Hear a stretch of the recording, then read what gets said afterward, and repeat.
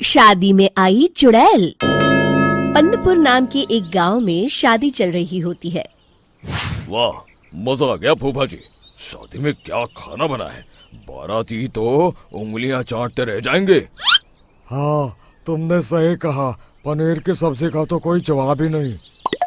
दूसरी तरफ पंडित जी फेरों की तैयारी कर रहे होते हैं कि तभी वहाँ एक चुड़ैल आ जाती है। अरे मर गया रे, ये चुड़ैल यहाँ क्या कर रही है? अरे दिवाकर जी, ये आपकी कौन सी रिश्तेदार है?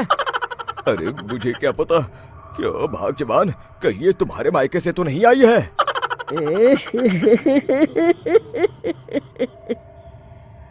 तुम लोगों की इस गांव में बारात लाने की हिम्मत कैसे हुई?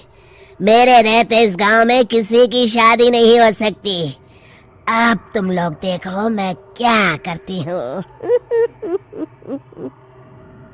अरे मर गया रे, मैंने सुना है ये जबान की पक्की है। भागो रे भागो, वरना ये चुड़ैल किसी को नहीं छोड़ेगी। हाँ, तुम सही कहते हो मोहन भाई। यहाँ से भाग लेने में ही हम सबकी भलाई है। देखते ही देखते शादी के मंडप में भगदड़ मच जाती है और चुड़ैल सब कुछ उजाड़ कर रख देती है। फिर एक दिन मोहन की शादी तय हो जाती है। अरे भाई, अगले हफ्ते मेरी शादी तय हो गई है, लेकिन इस चुड़ैल की दहशत के मारे तो मेरे हाथ पैर कांप रहे हैं। अरे मोहन, तुम्हारा दिमाग तो खराब नहीं हो गया?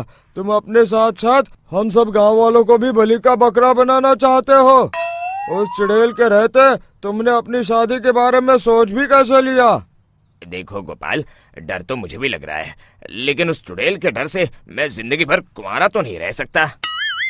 तभी वहाँ मोहन के होने वाले ससुर आ जाते हैं। अरे ससुर जी, आप? देखो, अब तक मैं तुम्हारा ससुर बना नहीं हूँ और शायद बनूंगा भी नहीं। ये आप क्या कह रहे हैं? मैंने तो शादी का कोड भी सिलवा लिया है। मैं अपनी बेटी की शादी किसी अच्छे गांव में कराना चाहता हूँ। तुम्हारा गांव तो भूतिया गांव है। मैं तो क्या, अब तो कोई भी अपनी लड़की इस गांव वालों को नहीं देगा। इस तरह चुड़ैल के डर से उस गांव में किसी की भी शादी नहीं हो पाती। फिर एक दिन गांव के जमींदार अपनी बेटी की शादी करने का विचार करते हैं, लेकिन चुड़ैल के डर से उनकी भी हिम्मत जवाब दे देती है। अगर मेरी बेटी की शादी तय समय से नहीं हुई तो मेरी नाक कट जाएगी। मुझे कुछ करना ही होगा। एक सलाहकार के कहने पर जमींदार काशी से एक बहुत ही नामी तांत्रिक को अपने घर बुलवाते हैं, जो भूत चुड़ैल को पकड़ने में माहिर माना जाता था। जमींदार साहब, आप चिंता मत करिए। इस गांव की सीमा में प्रवेश करते ही मुझे उस चुड़ैल के बारे में सब पता चल गया था। आप उसे जल्दी से जल्दी कैद कर लीजिए ताकि मैं अपनी बेटी की शादी कर सकूं। जब वो चुड़ैल एक इंसान थी, तब ठीक उसकी शादी करने वाले दिन ही उसकी और उसके होने वाले पति की एक दुर्घटना में मौत हो गई थी। उसका होने वाला पति आज भी भूत बनकर जंगल में भटकता है। इसलिए जब तक चुड़ैल की शादी नहीं हो जाएगी, वो किसी और की भी शादी नहीं होने देगी। ये आप क्या कह रहे हैं? अगर वो भूत भी हमारे गांव में आ गया तब हमारा क्या होगा? ये आदमी बीच में बहुत बोलता है, इसे बाहर निकालो। उसके बाद तांत्रिक बताते हैं कि अगर उस भूत के साथ चुड़ैल की शादी करा दी जाए तो वो चुड़ैल हमेशा हमेशा के लिए उस गांव को छोड़कर चली जाएगी। जमींदार साहब, आप अपनी बेटी की शादी की तैयारी शुरू कर दीजिए। मैं कुछ गांव वालों को अपने साथ लेकर उस भूत को ढूंढने जंगल की ओर जाता हूँ। इस तरह जमींदार निश्चित होकर अपनी बेटी की शादी करवाने लगते हैं, लेकिन तभी वहाँ चुड़ैल आ जाती है। मैंने तुम गांव वालों को समझाया था ना कि इस गांव में कभी कोई शादी नहीं करेगा। लगता है तुम लोग मुझे हल्के में ले रहे हो। चुड़ैल जमींदार की बेटी को उठा लेती है।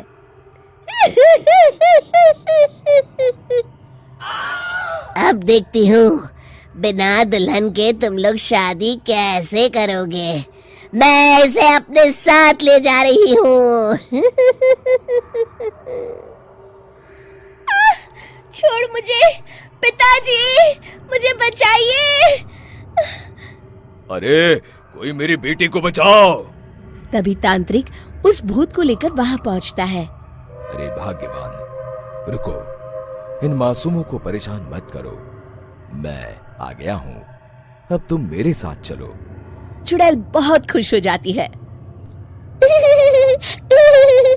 आप आ गए, चलिए अब हम मंदिर में चलकर शादी कर लेते हैं। अरे अरे अरे अरे, ये क्या कह रही हो? मंदिर में जाके दोबारा मरना है क्या? चलो, आज से हम जंगल में रहेंगे। चुड़ैल चली गई, अब मेरी शादी हो जाएगी। इस तरह सभी गांव वाले खुशी से झूमने लगते हैं।